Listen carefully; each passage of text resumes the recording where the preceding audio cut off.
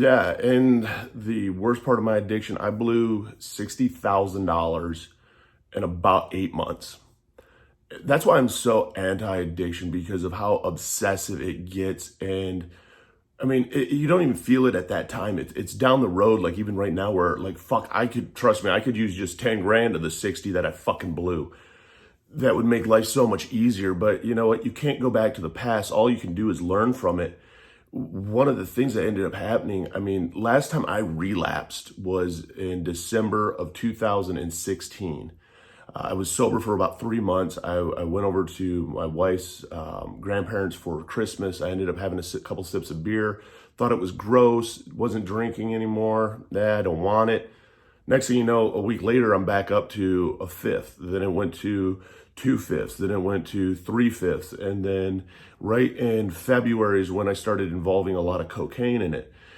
I started just blowing money left and right. I mean, people laugh and they're like, you drink 3/5 of vodka a day, which I drank the cheap shit. It wasn't like I'm drinking top shelf shit. I'm drinking Blue UV and I'm drinking 99 bananas, peaches, whatever was cheap with a high alcohol content. Because at that point, I didn't care. For a while, I was like a really picky drunk. It had to be like Patron or it had to be something that was very, very expensive, very good because I'm a baller, whatever bullshit. Trying to think in my own brain that I'm somebody that I'm not. I got to the point though that I'm drinking the cheapest shit because I'm going through it so much and I'm going through it so fast that I wanted something that I could just slam and take with Red Bull. The Coke got into it because I needed to not pass out. I was a functioning, working alcoholic.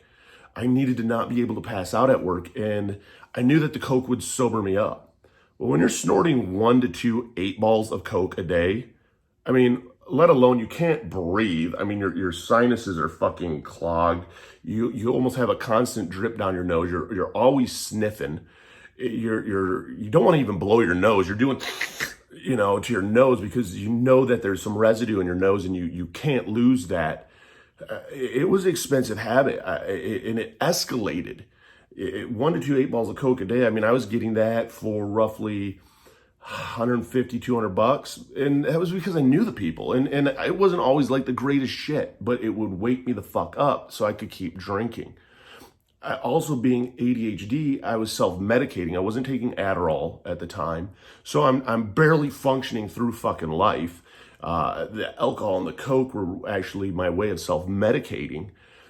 ADHD, you have a mania phase that you get, and it's very similar like bipolar, except you don't have unlimited energy. But just like with bipolar, you got hypersexuality, you have those mania stages where you buy a ton of shit. I would buy a ton of shit. I would blow money. The worst days were my days off. I would go through 500 easily on a day off, and that's not even on the alcohol and Coke. I mean, that was on buying fucking expensive meals, buying whatever the fuck I wanted, waking up. There's times that I would wake up and I'd have shit from Amazon showing up going, when the fuck did I order this?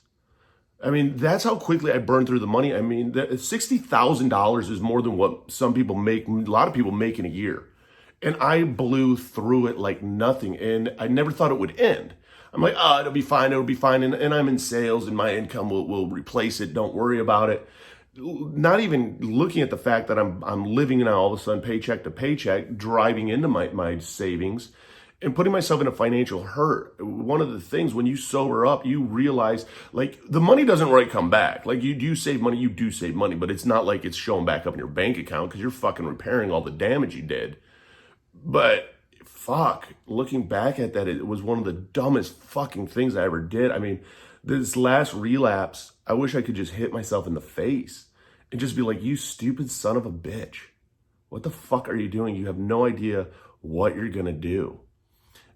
Just stupid things from driving from Riverside to Santa Monica, walking on the pier, spending, $150 on lunch, drinking the whole time, snorting up some Coke, catching some fucking Pokemon, and using that as my excuse that I have to blow off steam. Because we addicts always come up with an excuse. There's an excuse why I have to spend this money. There's an excuse why I have to do this line. There's an excuse why I have to drink. Because if I don't drink, it's not that I'm getting the shakes. It's not that I'm detoxing. It's not that my body and my soul and my heart and everything about it craves it. I have to do it because I'm hurting and this is going to help me. I mean, it's dumb, the excuses that we come up with in our brain, and then how we justify those excuses, how I'm going to fix it later on down the road. It ain't getting fixed later on down the road. I'll tell you that right now. It ain't getting fixed later on down the road till you fucking sober up. That was a rude awakening. And there's been so many times that I've been sober that, yeah, it hasn't gotten miraculously better. Hasn't. It's gotten manageable, not miraculously better. I haven't gotten all this money and I haven't gotten, life so much easier and roses, and I walk outside and there's doves flying away and there's fucking flute music in the background. No. I walk outside sometimes and I still break down and cry. I still struggle. But at least I manage through it. And I don't do as many stupid things as I used to. I don't cheat. I don't look and spend money on things that I don't need to spend money on. I'm not killing my body. I'm not killing my liver. I'm not detoxing. I'm not thriving on just one thing and one thing only, which is getting high. It's obsessive. I mean, $60,000 fucking dollars. Like, talking about it right now just pisses me off. Like, I want to smash myself in the face because part of me, I have a very big failure complex that is in my brain, that I'm always afraid of failure. It's always there, and I do my best to own it and to control it and to positive affirmations through it. That one's the toughest one because I look back when I'm struggling right now and I'm like, dude, if you wouldn't have done those extra fucking 20, 30 fucking 8 balls, if you hadn't, if you had sobered up 5 months sooner, how much more money would you have? And you wouldn't be in the position that you are. But you know what, dumbass? You're the one that put yourself here. Fucking own it. So I do. It doesn't mean that I'm bad with money. It means that I'm a bad fucking addict when I'm fucking using. And not using has made it easier.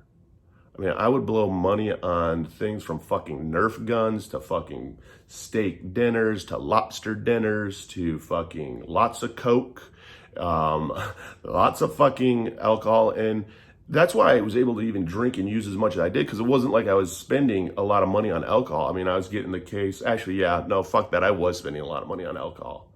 Because even at 99 bananas, 99 peaches and shit like that, that case, that was still like 12, 13 bucks. The fifths were right around 12 bucks. So it was like 30, 40 bucks a day on alcohol. And of course, I'm the sly motherfucker at work who's getting my salesman to go out and get me the fucking alcohol and bring it back. So of course I'm buying them shit. It was horrible. When I was at work, at least I wouldn't spend as much money, but I was still obsessed with fucking snorting shit up my nose. And the weird thing was when I was high, I wanted to eat, which isn't normal, especially even on Coke, but I wanted to eat. So I would buy tons and tons of food. It wasn't uncommon for me to blow $200 to $300 a day. And that's a lot of money to fucking blow. I mean, I'm smoking 2 to 3 packs of cigarettes a day. Then you're counting 30, 40 bucks worth of alcohol. Now you're counting in $100 worth of meals. I mean, the money just fucking was like sand through your fingers and you couldn't catch it. And you would come up with stupid shit like, oh, I won't go out this time. I'll just drink at home. That never fucking happened. Like that conscious brain was there for a little bit. As soon as the fucking high kicked in, all fucking conscious, responsible adult went out the fucking window and a new monster evolved. And it became no fucks given. Here's what I'm doing. I mean, I'm walking downtown in Huntington Beach and not looking like a tweaker. I'm just got shit dripping out my nose and I'm just fucking fiending for more alcohol. And I'm stopping in a fucking bar and give me 2 shots and give me a fucking beer, shot, boom, beer, shot, boom. Okay, let's go back out. I'm walking. I mean, that was what it was. That was my life. And it's pitiful looking back. Like at the time, I'm like, this is the life. Life is great. Looking back, I'm like, dude, you're a pitiful motherfucker. It's sad. But at least I learned from it. And I can share my experiences with people. Because it will eat all your money away. I mean, if you're worried that you're living with an addict, man, like separate your bank accounts because they're going to eat your money away. If you're living with an addict, don't give them money. The worst thing that you can do is money. Money is not the root of all evil. When it's an addict, it is the fuel to the fire. And it is sad, and it's the reality of it, though. That, I mean, I get goosebumps when I talk about a lot of this shit because it brings me back to those moments. I'm pissed at myself. I mean, 60,000 fucking bucks in 8 months. That's almost 10 grand a month that I was burning through. I was making $12,000 at that time, roughly a month, going tax exempt. So I was bringing home like 5,500 bucks every 2 weeks. And That's a lot of money just to burn through. I mean, I was paying all my bills and everything. I wasn't falling behind on any of those, but I was burning through money left and right, and I had no money to spare. Now I look back and I'm like, fuck, dude, where's that at? You know, you look at your sobriety calculator and it tells you how much money you saved, and I'm looking under my fucking bed like, where? But I do know that I have saved it. I haven't burned through it, and I haven't ruined even more because of it, because I'd be even more financial ruin right now, and not where I am today if I was using. And that's the reality of it. That's why there's so much help out there. You got to find that strength to get it. You got to hit that rock bottom to want it. You got to then start finding those passions in life and the things that you enjoy in life to help replace that addiction. You know, mine's helping people. Mine's sharing my story. Mine's sharing resources and tools. That's what I enjoy. It gives me a different kind of high almost. And I got to make sure that I don't get fucking addicted to it, because I could really easily. But you know what? I keep it in check every single day because I want to be responsible. I want to own it. And I don't want to go back down that path. I want to be able to go down the path of creating something now and not destroying it. If you got an addict, take their money. Take their money. Take the fucking addict's money. Don't fucking give it back to them. Put it in a fucking CD. Lock it down for fucking 5 years, 6 years.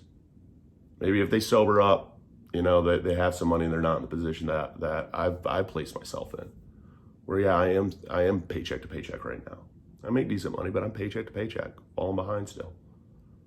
But at least I have a game plan and know what I need to do and when I need to do it. So it does get better.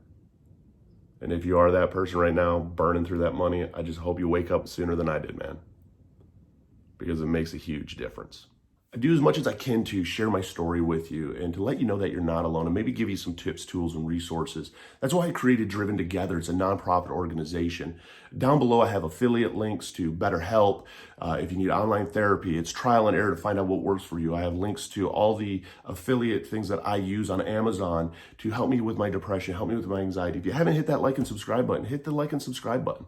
I got a Patreon account. It is tax deduction if you donate to the program. There's a mental health Discord there. It's bridging that gap between therapy and a crisis line. And I have people reach out to me every single day about so many different things. And knowing that you do matter, knowing that you are worth it is everything. So don't ever forget that. You know what? You're a BAMF. You're a badass motherfucker that's made it through 100% of your worst days and make it through 2 today. You got this today. Remember that you matter. Remember that together we can do this.